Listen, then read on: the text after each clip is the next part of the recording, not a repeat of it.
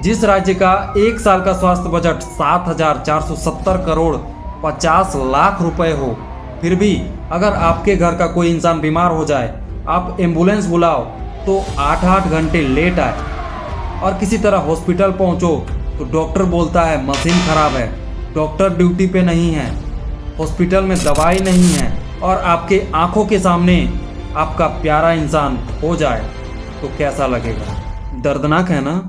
ये कहानी किसी दूर देश की नहीं, झारखंड की सच्चाई है। आज हम बात करेंगे झारखंड में कैसे लोग बीमारी से नहीं, सिस्टम की कमी से मर रहे हैं। क्या है असली प्रॉब्लम और इसका सॉल्यूशन क्या हो सकता है। वीडियो आखिर तक देखिए, शायद आपका एक कदम किसी की जान बचा दे।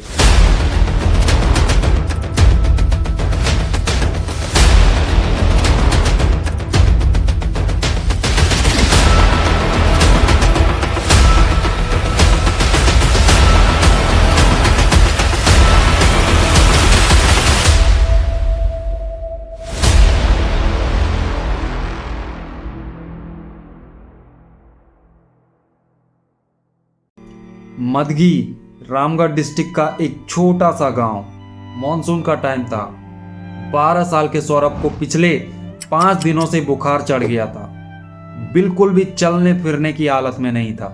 माँ सोच रही थी शायद मलेरिया या टाइफाइड होगा, पर गांव में ना तो डॉक्टर था ना ही दवा। छठे दिन सुबह सौरभ की माँ सैया दीदी के माध्यम से सरकारी हॉस्पिटल में एम्बुलेंस वाले को कॉल करती है और बेचैनी से एम्बुलेंस के आने का इंतजार करने लगी।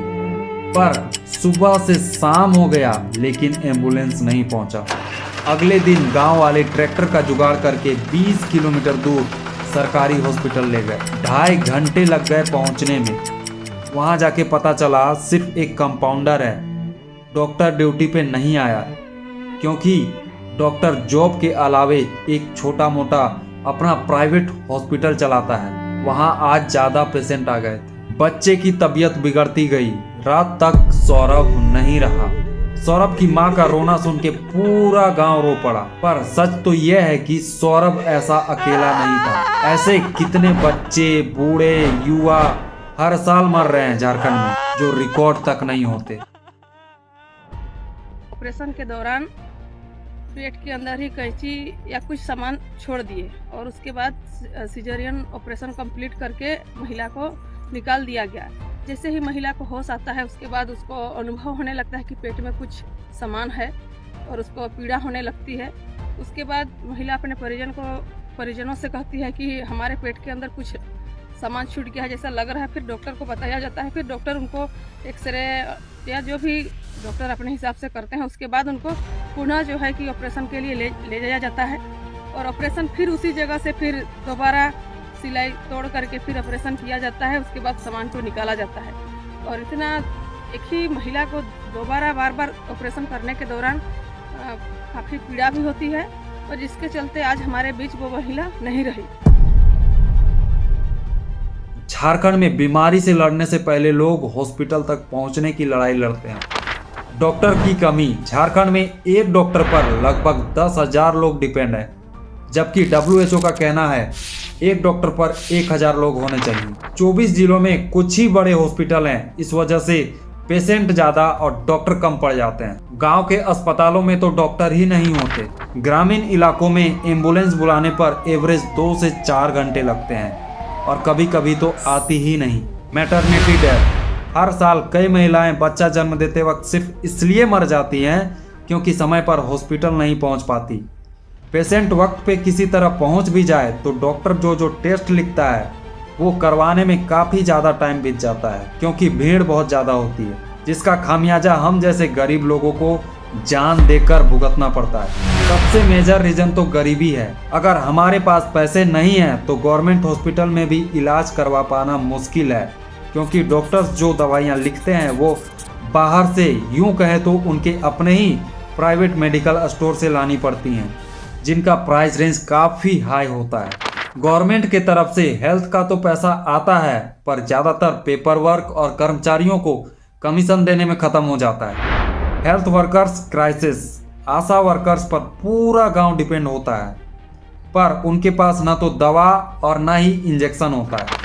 यानी झारखंड में लोग बीमारी से नहीं, हेल्थ सिस्टम की लापरवाही से मर रहे हैं। आखिर ऐसा हो क्यों रहा है? नंबर 1, पैसे का गलत इस्तेमाल। हेल्थ का बजट आता है पर नीचे तक पूरा पहुंचता नहीं, काम के बजाय करप्शन में खत्म हो जाता है। नंबर 2, डॉक्टर्स रूरल पोस्टिंग से बचते हैं क्योंकि वहाँ फैसिलिटीज नहीं होती, सिक्योरिटी नहीं होती, इसलिए डॉक्टर्स शहर में रहना चाहते हैं। नंबर 3, पुराना इंफ्रास्ट्रक्चर। ज़्यादातर हॉस्पिटल 20 से 30 साल पुराने हैं और हॉस्पिटल है भी तो वहाँ सुविधा नहीं है, बेसिक मशीन्स तक नहीं चलती हैं। नंबर 4, अकाउंटेबिलिटी की कमी। कोई पूछता ही नहीं कि डॉक्टर ड्यूटी पे क्यों नहीं आया या पैसा कहाँ गया, हॉस्पिटल है तो दवा क्यों नहीं है।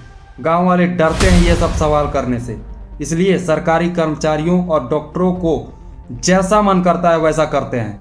तुम तड़प रहे हो कि मर रहे हो, उनको उससे कोई मतलब नहीं होता है। अब सवाल है, इन सब का सॉल्यूशन क्या है?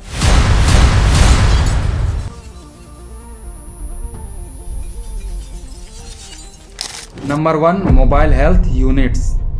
हर ब्लॉक में 2 से 3 वैन्स जो गांव-गांव घूमे, बेसिक टेस्ट और ट्रीटमेंट करे, 15 दिन या 1 महीने में कम से कम एक बार। Number 2, doctor bond policy. MBBS पास करके हर गवर्नमेंट डॉक्टर को मिनिमम 2 से 3 साल रूरल एरिया में गांव में सर्विस करना कंपलसरी कर देना चाहिए। इससे गांव वालों को अपने ही गांव में अच्छे डॉक्टर्स मिलेंगे। Number 3, health fund tracker. हर पैसा ऑनलाइन ट्रैक होना चाहिए, जनता देखे कि पैसा कहां खर्च हो रहा है। इस साल 2025-26 के बजट में झारखंड सरकार ने स्वास्थ्य पर पिछले साल के मुकाबले 247.50 करोड़ बढ़ाकर 7,470 करोड़ 50 लाख रुपए का बजट अलॉटमेंट किया है। ये झारखंड के आम जनता का पैसा है तो उनको पता होना चाहिए कि इतना सारा पैसा जाता कहाँ है। Number 4, local health volunteers.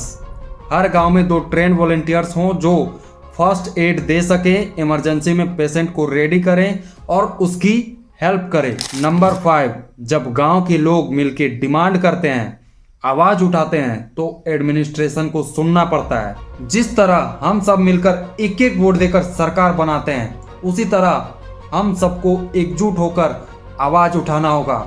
और जब हम सब मिलकर एकजुट होकर आवाज उठाएंगे, डिमांड करेंगे, तो सरकार को भी झुकना होगा, मजबूर होना होगा हमारी मांगे पूरी करने के लिए।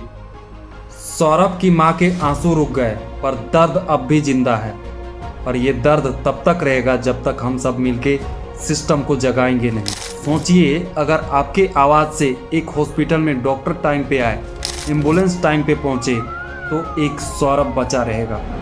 ये वीडियो सिर्फ एक कहानी नहीं, एक सवाल है। क्या हम अपने झारखंड को ऐसे ही छोड़ देंगे या इसे बदलने के लिए आवाज़ उठाएंगे? अपना जवाब कमेंट में ज़रूर लिखिए और वीडियो को शेयर कीजिए, क्योंकि जब आवाज़ मिलती है तो अंधेरा टूटता है। जय हिंद, जय झारखंड।